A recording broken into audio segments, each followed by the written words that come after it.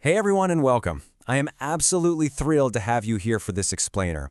Today, we're going on a seriously fascinating journey through the history and the science of visual storytelling. We're going to trace the entire evolution of image capture. We'll start with the most basic, fundamental optical physics of light, and we'll take that all the way up to the incredibly complex digital cinema sensors we use today. We're going to see exactly how humans figured out not just how to freeze a moment in time, but how to set that moment in motion. Okay, let's dive into this. Here's our roadmap for today. First, we'll cover the pinhole camera. Second, the illusion of motion. Third, movie camera mechanics. And finally, number 4, analog versus digital. Section 1. The pinhole camera. A hole in a box. To really understand modern cinema, you first have to understand the camera obscura, or the pinhole camera. It's literally just a simple, light-tight box with a tiny, lensless hole. When light passes through that tiny hole, it projects a completely inverted image on the opposite wall. And the crazy thing is, you see this natural physics phenomenon all the time out in the real world. If you've ever stood under a really dense tree on a sunny day and noticed those little circular patterns of light on the ground, people sometimes call them sundollars, well, you're actually looking at thousands of tiny pinhole projections of the sun itself, naturally filtered right through the gaps in the leaves. And this brilliantly illustrates how the physics actually work. Think about a standard glass lens. A lens takes all the rays of light bouncing off a subject, let's say a chicken, and it actively bends them, converging them all down into a super sharp focal point on the film plane. But a pinhole, it doesn't focus or bend anything at all. It simply acts as a filter. It limits the incoming light to a single straight path. And because those light paths travel in perfectly straight lines, the light from the chicken's feet goes up and the light from its head goes down. That is exactly why the resulting image on the back wall of the camera ends up completely upside down and backwards. Because of this unique filtering mechanism, pinholes and lenses behave very, very differently when we talk about focus.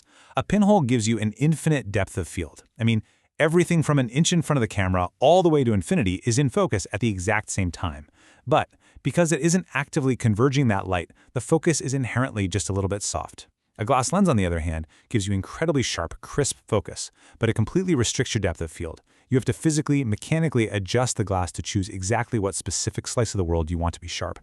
Now, relying on those straight, unfiltered paths of light creates a pretty quirky geometric problem for pinhole cameras. The distance from the pinhole to the dead center of a flat film plane is shorter than the distance out to the outer edges. So because the light has to literally travel further to reach those edges, it spreads out more and loses its intensity. This creates an effect we call vignetting, where the edges of the image get super dark. To fix this, some clever pinhole camera designs actually physically curve the film plane itself, which keeps that distance perfectly equal and the light intensity totally uniform. But here's the biggest hurdle for the pinhole camera: light gathering. Compared to a standard focusing lens, a pinhole might only let in 1/250,000th of the light. That is a staggering reduction. Because of this, exposing just a single image through a pinhole can take minutes, hours, or even months of absolutely perfect stillness. So obviously, if humans were ever going to capture fast-moving reality, we desperately needed a way to let in vastly more light, vastly faster. Section 2. The illusion of motion. Racing through history. Before we even look at the cameras themselves, we really have to understand the absolute magic trick that's happening right inside our own heads. The cinematic motion we perceive on a screen, it isn't real motion at all. It is entirely an illusion born from the phi phenomenon and beta movement. These are psychological and optical quirks where our brains seamlessly stitch together individual static photographs as long as they're presented to us in rapid succession, usually at about 24 frames per second. So, a movie camera really is just a machine designed to take still photos very, very quickly. Let's move to and see how this builds. Because across the late 19th century, there was an absolute sprint, a race, to invent a machine capable of this kind of rapid sequential capture. In 1878, Edward Muybridge achieved it by setting up a battery of 12 separate cameras along a racetrack, triggered by tripwires, just to capture a horse in motion. Then, in 1888, Louis Le Prince condensed this whole concept into a single lens camera, capturing sequences on paper film over in leads. By 1891, William Dixon, working for Thomas Edison, gave us the motorized kinetograph, which utilized perforated celluloid.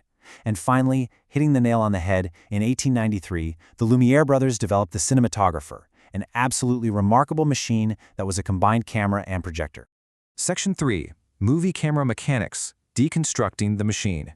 Inside a traditional motion picture camera, there is this holy trinity of components that absolutely must operate in flawless, perfect synchronization. First up is the lens, which controls the incoming light and the focus through an adjustable aperture. Second is the shutter, which is a spinning mechanism that rapidly blocks light. And third is the film movement itself, which uses these tiny metal sprockets to grab the little perforations along the edge of the celluloid to precisely pull it through the machine. So the crucial point is exactly how these three components dance together. It creates what's called the intermittent mechanism, and it was actually inspired by the stop-and-go mechanics of a sewing machine. It all happens in three pretty violent steps. First, advancement. A claw physically yanks the film down exactly one frame. Second, registration. Tiny pins engage and lock the film dead still. Third, exposure. The shutter spins open, flashing that locked frame of film with light before closing again.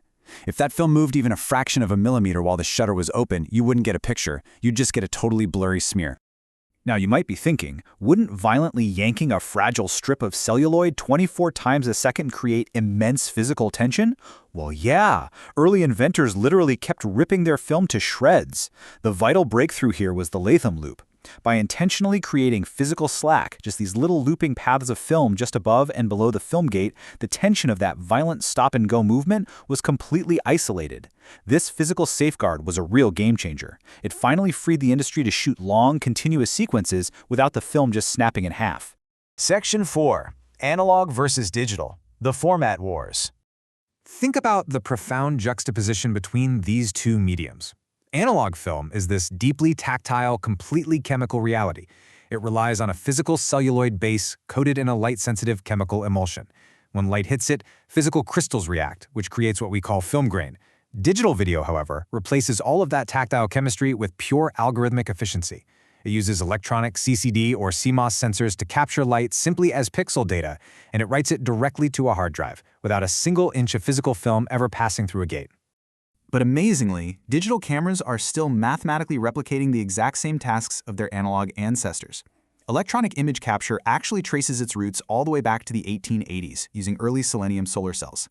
Today, to capture color, modern digital sensors utilize what's called a Bayer filter. It's a microscopic grid of red, green, and blue sensitive areas that mathematically interpolate our full color reality. And crucially, because the sensor is just a fixed electronic grid, digital cameras completely eliminate the need for moving parts. There's no intermittent claw, no physical shutter slicing through the air, and absolutely no film tension to worry about. Now, what's really interesting about this whole journey is just looking at how far we've actually come. We have traveled from a simple hole poked in a dark box, relying purely on the straight paths of the sun, to massive mechanical sewing machines ripping celluloid, to entirely algorithmic grids processing raw pixel data. As sensors become more advanced, infinitely more sensitive, and more invisible, what is the ultimate future of capturing reality? Will the physical medium eventually just cease to matter entirely, leaving us to capture only the pure data of light itself? It is definitely something to think about the very next time you press record on your phone. Thank you so much for exploring the incredible mechanics and history of image capture with me today.